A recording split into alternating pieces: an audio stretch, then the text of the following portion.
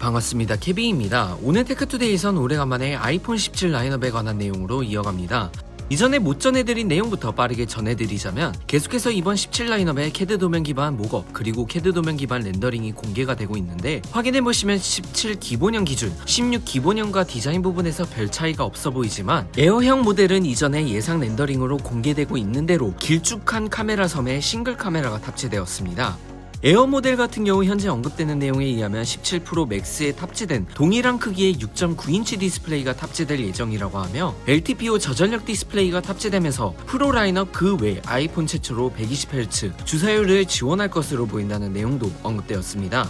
프로형 모델에서도 길쭉하고 큰 카메라 섬 안에 트리플 카메라와 플래시 그리고 라이더 스캐너가 탑재되는 것으로 보여집니다.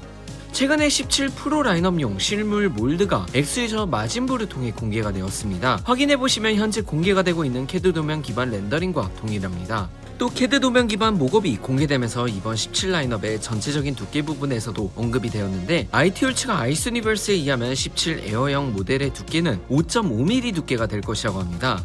이번 아이폰 17 에어 같은 경우 현재 4월경에 발표될 것으로 보인다고 알려진 삼성의 갤럭시 S25 엣지보다 0.33mm 정도 더 얇을 것으로 보입니다. 17 프로 맥스의 모델의 두께도 확인이 되었는데 8.2mm대였던 16 프로 맥스보다 더 두꺼워진 8.725mm 두께를 가질 것이라고 하며, 이는 더 큰 용량의 배터리를 탑재하기 위함이라고 합니다.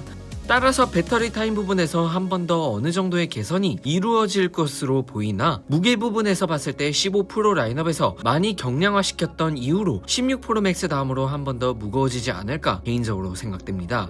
이번 아이폰 17 프로 맥스에만 한정으로 새롭게 베이퍼 챔버가 탑재되면서 발열 제어 부분에서 크게 개선될 예정이라고 합니다. 현 아이폰 16 프로 라인업 같은 경우 제가 사용할 당시 베이퍼 챔버가 별도로 탑재되어 있지 않아 카메라를 오래 사용할 경우 발열이 좀 꽤 있었는데, 특히 이번 17 프로 맥스에선 베이퍼 챔버를 탑재하면서 스로틀링 현상도 개선될 것으로 보인다고 IT 매체 GSM-R&R을 통해 보도가 되었습니다. 그리고 베이퍼 챔버를 탑재하고 배터리 용량도 더 커지는 데다가 17 프로 맥스로 해당되는 모델의 전면 디스플레이에 탑재될 다이나믹 아일랜드 크기도 기존 16 프로 라인업보다 더 작아지게 되면서 모델의 네이밍이 변경된다는 내용이 새롭게 언급되었습니다.